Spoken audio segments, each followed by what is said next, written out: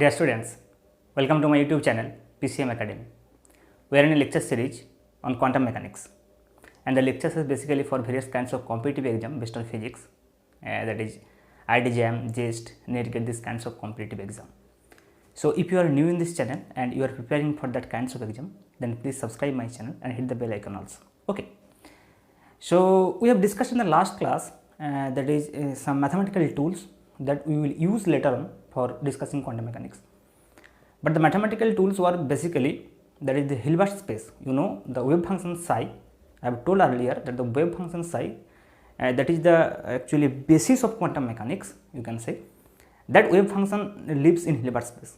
So we have to know the properties of Hilbert space basically, and some properties of Hilbert space in the last class I have discussed. But today we will discuss the same properties but in different notation. Sometimes the notation will be so simple. If you denote some quantity in a very suitable way, then you can see the notation will give you some simple mathematics here. So we will use that kinds of notation. So we will switch our discussion of Hilbert space, the properties of Hilbert space, in Dirac notation. Okay. So basically in this class we will discuss the same properties that we have discussed in the last class, but with different notation, and that is Dirac notation. Dirac notation, and that is basically popularly known as bracket notation. Okay, this is popularly known as bracket notation, and this is something like angular bracket, something like this. So this kinds of notation we will use. Okay, so this side is actually called bra, and this side is ket.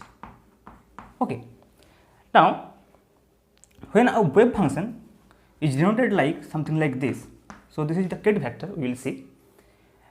Then this ket vector, this is basically the wave function, simple the wave function psi. Okay, so this is the ket psi, or you can say this ket vector in Dirac notation. But if you talk about the complex conjugate of this function psi star, then what we will use? The different notation, something like this. That is this notation, you can see this is this side of this bracket, and if you talk about psi star, that is the complex conjugate of this, then we will use this side actually. Okay, so this is the bra vector. So this is how we will denote psi and psi star, that is the wave function and the complex conjugate of this. Now we will use this kinds of notation for all the properties. So let me rewrite all those properties that I have already written in the last class in this notation. Okay, so again, if we take some vector, that is basically the member of Hilbert space, suppose let us talk about some vector, something like this, psi vector, or you can say phi vector or chi vector. Okay, so these are the vector which lives in Hilbert space, and associated with this space there are some scalar quantity, or you can say the complex number, something like a, b, c, etc. So these vectors and with these scalar numbers, they hold some properties, something like we have told earlier that the first property, that is the closure property, and I have told earlier that this property you can easily compare this property with your ordinary 3-dimensional space. So closure property means if you add these two vector, any two vector from this space, then the resultant vector will live in the same space. So if you add psi with phi, then obviously you will get another vector that is also the space member of Hilbert space. So let me take it as chi. Okay, so this is basically the closure property, and obviously commutative property also will hold good. Commutative property, this will also hold good. Okay, all the properties that I have discussed earlier will hold good, but in different notation that we need to know.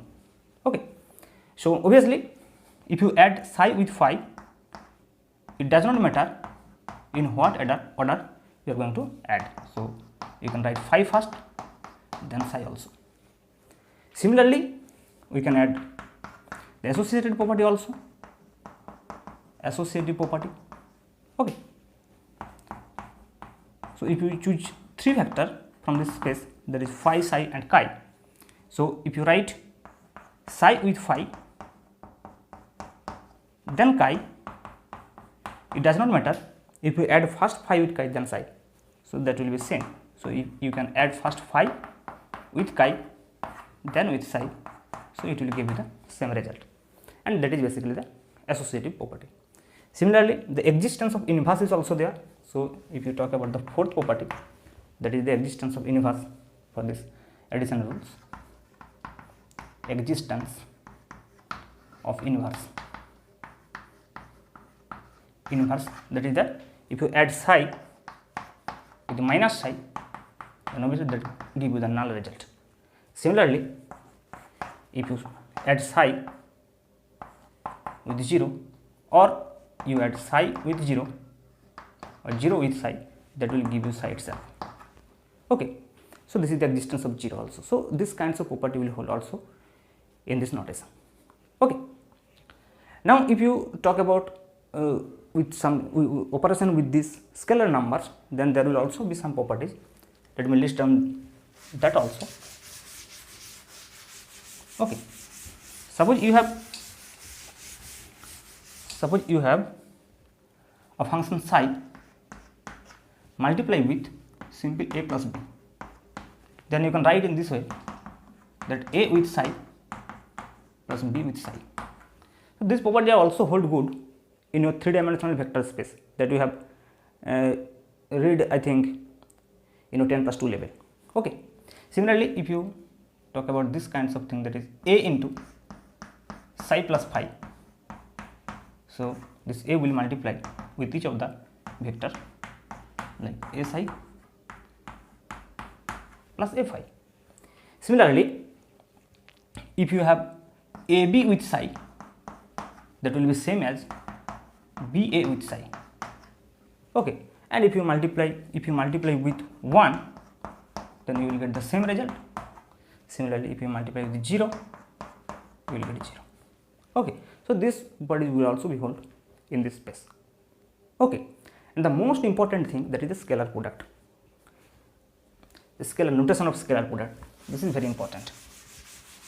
These are very simple thing, you already know, but the main thing that I am going to emphasize here is the scalar product, that we have defined earlier scalar product, but in different notation. Again I am telling you that we have defined the scalar product, that is phi with psi, in this notation.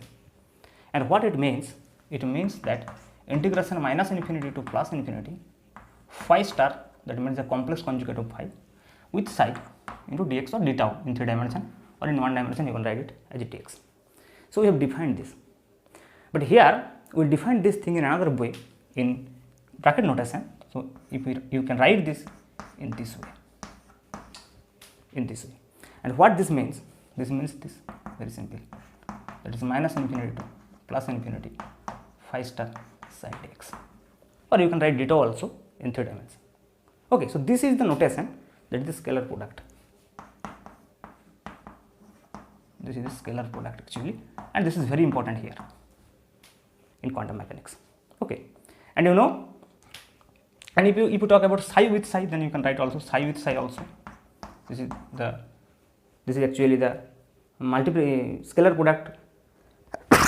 Sorry, this is scalar product of a function with this itself, or you can write phi with phi also, or you can write phi with phi also. But please remember that psi, this notation, this scalar product notation, sometimes people confuse that this is same as psi star psi, that is mod psi square, but not. This is not. This is not equal to psi star psi. This is equal to actually psi star psi dx integration. What it means? It means that minus infinity to plus infinity psi star psi dx. That means minus infinity to plus infinity mod psi square dx. So please keep in mind, this does not mean this. This is not ordinary psi star and psi, Kate and bra and Kate. This is not this kind of thing. This is this. Okay, so this is a integral function. Okay, so this is this